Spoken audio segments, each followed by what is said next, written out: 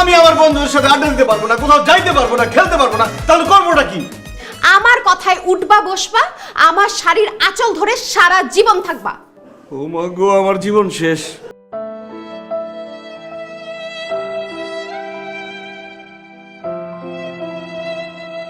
Doctor সাহেব, রিপোর্টে কি আসছে? অ্যাটাক। কে কাকে অ্যাটাক করছে? আহা, কেউ কাউকে অ্যাটাক করেনি, আপনার হাজবেন্ডের হার্ট অ্যাটাক হয়েছে। ডাক্তার সাহেব কি বলতেছেন? ওর হার্টে তো কোনো সমস্যা নাই।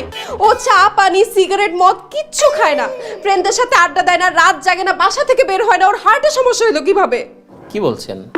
একটা ছেলে মানুষ, বাসা থেকে বের হয় না, বন্ধুদের সঙ্গে আড্ডা দেয় না, রাতও জাগে না, কিন্তু কেন? কারণ আমি ওকে কিচ্ছু করতে দেই না। আমি ওকে বাসা থেকে বের হইতে দেই না, ফ্রেন্ডদের সাথে আড্ডা দিতে দেই না, কিচ্ছু করতে দেই না ডাক্তার সাহেব। আচ্ছা, এবার আমি বুঝতে পেরেছি। তার মানে আপনার হাজবেন্ড স্বাধীনতাহীনতায় ভুগছেন। উনি ওনার ইচ্ছা মতো কিছুই করতে পারেন না, আর ওনার সেই অপূর্ণ ইচ্ছাগুলো বুকে জমাট বাঁধতে বাঁধতে বাঁধতে হার্ট অ্যাটাক হয়েছে। এখন তাহলে উপায়? উপায় একটাই, এখন থেকে আপনার হাজবেন্ডের যা মন চায় ওনাকে সেটাই করতে দিতে হবে। তার যেভাবে চলতে মন চায় ওনাকে সেভাবেই চলতে দিতে হবে, কোনো কিছুতে বাধা দেয়া যাবে না। যদি বাধা দেন তাহলে তাহলে তাহলে আমাদের আর কিছুই করার থাকবে না, আপনার হাজবেন্ড ওখানে হার্ট অ্যাটাক করে মারা যাবে। না না ডাক্তার সাহেব, আমি আমার হাজবেন্ডকে হারাতে চাই না, আমি বিধবা হইতে চাই না। ও এখন থেকে যা যা করতে চাবে আমি ওকে সব কিছু করতে দিব, কোনো কিছুতে আমি বাধা দিব না। এখন দেখেছিস না পুরোপুরি সুস্থ হয়ে গেছে না? না না, পুরোপুরি সুস্থ হই নাই। মনে হচ্ছে বুকের ব্যথা 80% কমছে আর 20% রয়ে গেছে। আরে আল্লাহ, এই 20% ব্যথা কমানোর জন্য আর কি করব? ওই যে ফ্ল্যাটের চাবি চাইছি বলে আব্বা এতক্ষণ আমাকে গালাগালি করছে না, ছোট লোক, লোভী, নির্লজ্জ এগুলো বলছে আব্বা আম্মা জান, এই জন্য 20% ব্যথা কমতেছে না।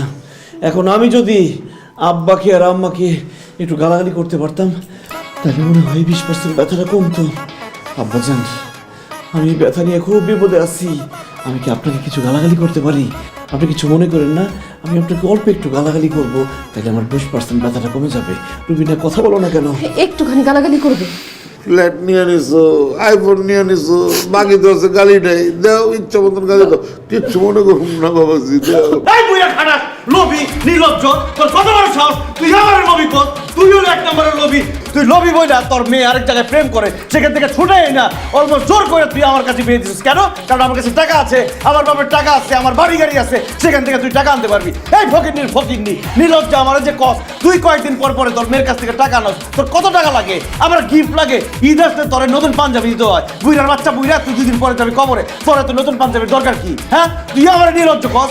আরে খাটাস, তুই আমারে কত ছোট লোক, তাই না? আমি যদি ছোট লোক হই, তুই ছোট লোকদের গুরুমা। তুই বিয়ের পরে তোর মেয়ের জামাই রে একটা সুতা কোনোদিন উপহার দিছস? 2 দিন পর পর মেয়ের বাড়িতে যাস আর শাড়ি টাড়ি যা পারস, গয়নাগাড়ি যা পারস সব নিয়ে আস। এই ফকিনীর বাচ্চা, আমারে তুই বলছ যে বিয়ের পরে বলে একটা ফার্নিচার দিবি। ফার্নিচার তো দূরের কথা, একটা টেবিল পর্যন্ত দেশ নাই। উফ, খুব ভালো লাগতেছে। Amazon thank you, Amazon thank you. গালি দেওয়াতে ব্যথাটা একদম চলে গেছে। আসলে দোয়া করবেন। এই মেয়ে, এই আস্তে। কে তুমি? আমি মিথিলা। আমি মিথিলা? এমন ভাবে বলতেছে সে বাংলাদেশের সুপারস্টার, এক নামে তার আমি চিনে ফেলবো। কোন মিথিলা? কিসের মিথিলা? আপনার হাজবেন্ড আনিস, আমি তার এক্স গার্লফ্রেন্ড মিথিলা। এবার চিনতে পারছেন ভাবি? হোয়াট? এই নষ্টামে, মুখ সামলায় কথা বলো। আমার জামাইয়ের চরিত্র ফুলের মতো পবিত্র, ওর কোনো এক্স গার্লফ্রেন্ড নাই, কারণ সে বিয়ের আগে কখনো কোনো প্রেম করে নাই। আমি বিয়ের আগে প্রেম করছি, আর মিথিলা যা বলতেছে সব সত্যি। মিথিলা আমার এক্স গার্লফ্রেন্ড। তোমার এক্স গার্লফ্রেন্ড? তুমি বিয়ের আগে প্রেম করছো? তুমি না বলছো তুমি কখনো কোনো প্রেম করো নাই, তাহলে তোমার এক্স গার্লফ্রেন্ড আসলো কোত্থেকে? এত বড় মিথ্যা কথা তুমি আমার সাথে তাহলে কেন বলছো? বিয়ের আগে তোমার বাবাও তো আমাকে বলছে তুমি নাকি কোনো ছেলের সাথে প্রেম করতে না, কোনো ছেলের সাথে কথাই বলতে না। তুমি এতই সতী সাবিত্রী, রসের কমলা ছিলা যে ইউনিভার্সিটিতে যাইতা মাথা নিচু করে, আসতা মাথা নিচু করে। পরে বাসর রাত্রে তোমার কান্নার আওয়াজ শুনেই তো আমি বুঝে গেছি যে তোমার আরেকটা ছেলের সাথে প্রেম ছিল, তোমার বয়ফ্রেন্ড ছিল। তেমনি আমারও গার্লফ্রেন্ড ছিল মিথিলা। বিয়ের কিছুদিন আগে মিথিলার সাথে আমার ব্রেকআপ হয়ে যায়। এখন কয়েকদিন ধরে আমি মিথিলাকে খুব মিস করতেছি, এই জন্য ওকে ফোন দিয়ে আসতে বলছি, ওর সাথে আমি গল্প করবো। অসম্ভব। আমি তোমার বউ থাকতে তোমাকে আমি মিথিলার সাথে গল্প করতে দিব না। তোমার বউ থাকতে তুমি মিথিলার সাথে গল্প করবে, এটা আমার মেনে নিতে হবে। আমি পারবো না। কি বললা? মেনে নিবা না? না না না বাবা মুখটা চিনচিন করতেছে। মিথিলা আমাকে ধরো, না না অ্যাম্বুলেন্স ধর ডাকো। লাগবে না, বুঝছি। ঠিক আছে যাও যাও, তোমার যা খুশি করো। তুমি ওর সাথে গল্প করবে তো? সারাক্ষণ ধরে গল্প করো, যাও গল্প করো। না, এইভাবে বললে তো আমি গল্প করতে যাব না। তোমাকে হাসি মুখে বলতে হবে যে আনিস যাও, তুমি তোমার এক্স গার্লফ্রেন্ডের সাথে ছাদে গিয়ে গল্প করো, তাহলেই না আমি যাব। তুমি তোমার এক্স গার্লফ্রেন্ডের সাথে যতক্ষণ খুশি ততক্ষণ তুমি গল্প করো, আমার কোনো সমস্যা নাই, হয়েছে? ঠিক আছে, আমরা ছাদে যাচ্ছি, তুমি আমাদের জন্য চা নাস্তা নিয়ে আসো। মিথিলা চলো।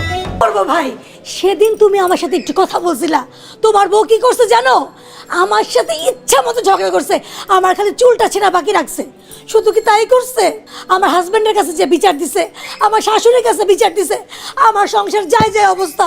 ভাইরে, আমি তোমার সাথে আর কোনোদিন কথা বলতে পারবো না, তোমাকে দেখলেই আমি পালাবো।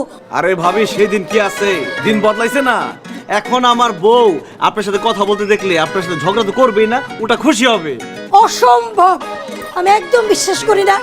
তোমার বউ যে ডাইনি, সে যদি দেখে তুমি আবারও কথা বলতেছো, এবার ঝাড়ু দিয়ে আমাকে পিটাবে। বিশ্বাস করতেছেন না? দাঁড়ান, প্রমাণ দিচ্ছি। রুবিনা, রুবিনা, তো তোমার সন্ধ্যা পর্যন্ত এই মহিলার সাথে গল্প করতে হবে কেন? এই মহিলার সাথে আড্ডা দিতে হবে কেন? আমি তোমার বউ, তুমি আমার সাথে গল্প করো, আমার সাথে আড্ডা দাও। আমি কি কম গল্প জানি?